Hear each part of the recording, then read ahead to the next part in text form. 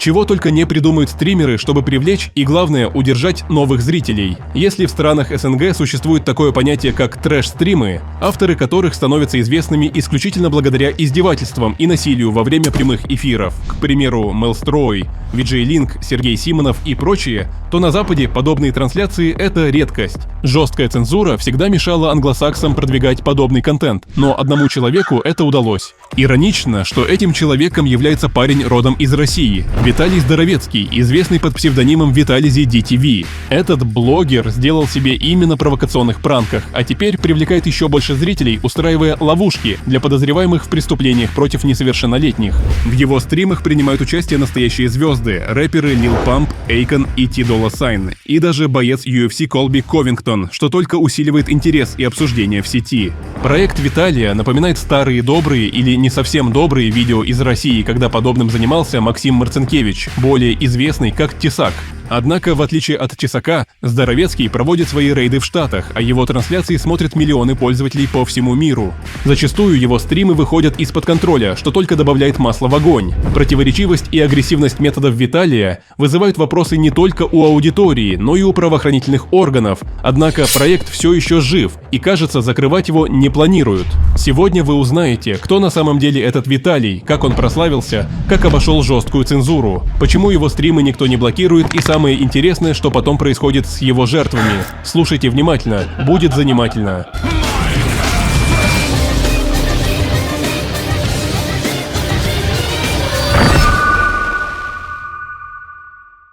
Виталий Здоровецкий – личность известная и противоречивая. Родился в Мурманске, успел пожить в Одессе, но в возрасте 14 лет эмигрировал вместе с матерью в США. Будучи подростком, Виталий пытался построить карьеру профессионального скейтбордиста и даже завел свой первый YouTube-канал, куда выкладывал ролики со своими покатушками. Но конкурента Тони Хоуку из него не вышло. Постоянные травмы, полученные в попытках выполнить сложных трюк, заставили Здоровецкого забыть о спортивной карьере. Эмигрантская жизнь не позволяла хватать звезды с неба, поэтому юноше пришлось искать себе способы заработка. Сначала Виталий работал мусорщиком с зарплатой $5 в час, затем раздавал листовки, какое-то время был официантом в одном ресторане Флориды. Но денег это приносило мало. По достижению совершеннолетия в 2011 году Здоровецкий даже принял участие в сцене из фильма для взрослых с актрисой Даймонд Китти. В видео, кстати, не удалось. Съемки проходили утром, но на кадре время словно остановилось на 5:30, если вы поняли, о чем я. Найти видео сейчас не так просто, так как его повсюду сносят, но, если что, у меня в телеге, ссылка на которую есть в описании, возможно, получится ознакомиться с этим занимательным материалом. Однако после этого Виталий решил попробовать себя на просторах менее скандальной площадки и начал свою карьеру в качестве блогера и пранкера на YouTube. Свою популярность Виталий завоевал благодаря дерзким и провокационным видео, которые зачастую балансировали на грани дозволенного. На своем YouTube-канале Витализи DTV он стал публиковать уличные пранки, где устраивал нелепые и опасные сцены, провоцируя окружающих на эмоциональную реакцию, зачастую агрессивную. В то время пранки были на пике своей популярности на Западе и только начали понемногу приходить в наши края. Это одновременно дало неплохой импульс для развития русскоязычного медиапространства, а с другой стороны породило огромное количество медийных мразей. Первым роликом, который принес Виталию популярность, стал пранк про русского киллера, после которого Здоровецкий был арестован. Ему даже грозили 15-летним заключением, но вскоре дело было прекращено.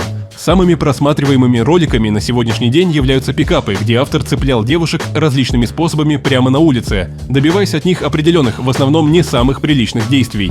В 2014 году, во время финального матча на чемпионате мира по футболу между Аргентиной и Германией, Здоровецкий выбежал на поле с надписью на груди Natural Born Prankster и пытался поцеловать немецкого игрока Бенедикта Хиведес. В конечном итоге его поймала охрана и в принудительной манере удалила пранкера за пределы стадиона. Но своей цели Виталий добился. Это действие привлекло к нему внимание СМИ по всему миру.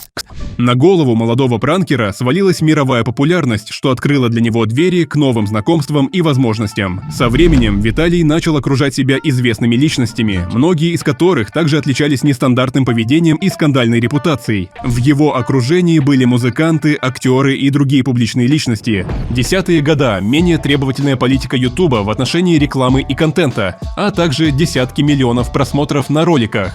Все это позволило Виталию неплохо монетизировать свое творчество агентства, рекламные контракты и платные сотрудничества принесли ему десятки миллионов долларов. Тем не менее, заработанные деньги также были источником новых споров. Виталия неоднократно обвиняли в том, что он зарабатывает на аморальном контенте и эксплуатирует общественные страхи и фобии для увеличения доходов. Постепенно Виталий начал отходить от привычных пранков и переключился на создание более радикального и агрессивного контента. Последним роликом на его YouTube-канале стал нашумевший перформанс, где Здоровецкий взобрался на вершину пирамиды Гизы. За это его посадили в египетскую тюрьму, где он провел 5 дней. Позже Виталия начали отменять в интернете из-за того, что он в своем запрещенграмме опубликовал видео с накуренной обезьяной. А вот новым этапом в его карьере стал проект подловли и наказанию преступников, подозреваемых в противоправных действиях в отношении несовершеннолетних, те самые ходячие PDF-файлы. Здоровецкий выбрал для своих трансляций платформу Kick, которая быстро набирает популярность среди стримеров, стремящихся выйти за рамки традиционных ограничений и цензуры. Ну или среди тех, кто хочет стримить казики за огромные деньги и не бояться за бан.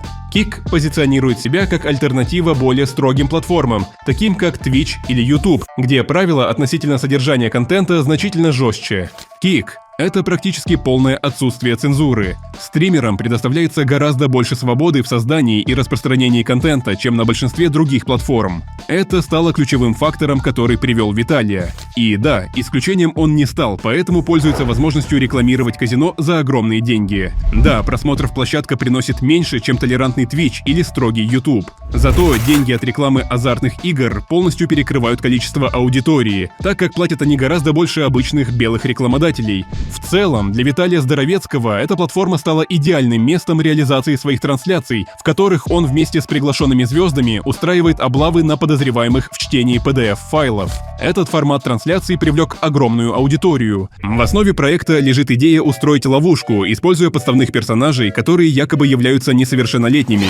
В целом, все по схеме Тесака. Учитывая, что Виталий еще помнит русский язык, не исключено, что это тот редкий случай, когда западный блогер одолжил и адаптировал идею, а не наоборот. Виталий и его команда общаются с мужиками, в переписке вносят ясность касаемо возраста их собеседника, а именно то, что мужики ведут диалог с несовершеннолетним и, понимая, что их это не смущает, договариваются с потенциальными злоумышленниками о встрече, после чего устраивают облаву. Процесс записи встречи транслируется в прямом эфире на платформе Kick. Часто такие стримы сопровождаются комментариями приглашенных звезд. В шоу уже поучаствовали рэперы Lil Pump, Akon и T Dolla Sign, боец UFC Колби Ковингтон, боксер Райан Гарсия, YouTube-блогер Стив Уилду и другие популярные личности, что добавляет проекту еще больше резонанса. Во время трансляции Виталий и его команда открыто обвиняют подозреваемых в намерениях совершить преступление, фиксируя их реакцию на камеру. Стримы часто выходят за рамки контролируемого процесса и превращаются в настоящие драмы, где участники сталкиваются с реальными угрозами и агрессией. Иногда подобные облавы на преступников, совращающих несовершеннолетних, заканчиваются реальными задержаниями полиции таких лиц. Проект Виталия действительно вызывает ассоциации с действиями Максима Марцинкевича, известного как Тесак, который в начале 2010-х годов проводил аналогичные акции по поимке подозреваемых в преступлениях против несовершеннолетних. Однако между этими проектами есть существенные различия. Тесак действовал в основном на территории России и делал акцент на физическом и моральном унижении своих жертв, что часто приводило к насилию. Его действия, несмотря на популярность, вызвали широкий резонанс и в конечном итоге привели к уголовным преследованиям и всеми нам известному исходу. Виталий, в свою очередь, действует на международной арене и использует платформу с гораздо более широкой аудиторией в плане потребления данного контента. Кроме того, его шоу больше ориентировано на зрелищность без применения насилия и привлечения известных личностей, что усиливает его влияние на молодежь. Зрелищность и популярность этих трансляций объясняются не только присутствием знаменитостей, но и откровенной демонстрацией эмоций подозреваемых, которых ловят с поличным. В таких моментах шоу балансирует на грани между правосудием и линчеванием, что только подогревает интерес среди зрителей. Проект Здоровецкого не раз оказывался в центре скандалов. Одним из самых обсуждаемых и спорных эпизодов стало происшествие с 73-летним мужчиной, которое произошло во время одной из трансляций Виталия. По замыслу команды, этот человек должен был быть частью их очередной ловушки, однако план пошел не так, как ожидалось. Во время съемок случайный прохожий, решивший вмешаться в происходящее, неожиданно ударил пожилого пожилого мужчину. Удар оказался настолько сильным, что мужчина потерял сознание и упал на землю. Этот инцидент мгновенно привлек внимание, вызвав волну обсуждений. В интернете начали распространяться слухи о возможной смерти пострадавшего, что только усилило резонанс вокруг проекта. Видео здесь показать не могу, но оно вместе с самым интересным будет у меня в телеге.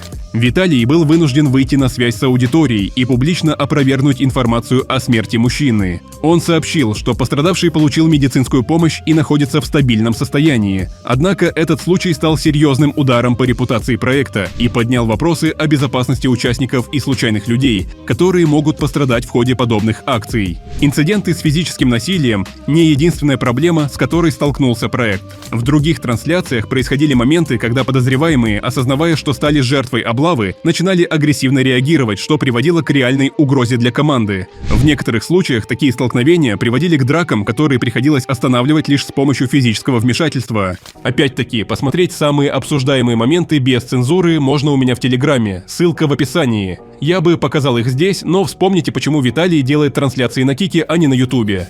Потому что модерация такое просто не пропустит. Многие зрители и пользователи социальных сетей разделились во мнениях. Одни поддерживают действия Виталия, считая их оправданными в борьбе с опасными преступлениями. Другие же осуждают его за чрезмерную жестокость и неподготовленность, что приводит к таким инцидентам. СМИ также активно обсуждают этот проект, подчеркивая как положительные, так и отрицательные стороны его деятельности. А что вы думаете по этому поводу? Стримы Виталия Здравецкого остаются одними из самых обсуждаемых на платформе Кик, однако обсуждают их в основном за рубежом. Хоть в наших краях давно начали интересоваться западными авторами, конкретно этот контент почти все обошли стороной, поэтому я решил с вами поделиться. Наверняка ты любишь смотреть фильмы и сериалы на сайтах, где не нужно за это платить. Посмотрел одно, перешел на другое. Не понравилось? Закрыл и больше не включаешь. Не жалко, ведь не нужно платить за каждый отдельный фильм. А представь, что то же самое есть с обучающими курсами, за которые школы и авторы просят огромные деньги.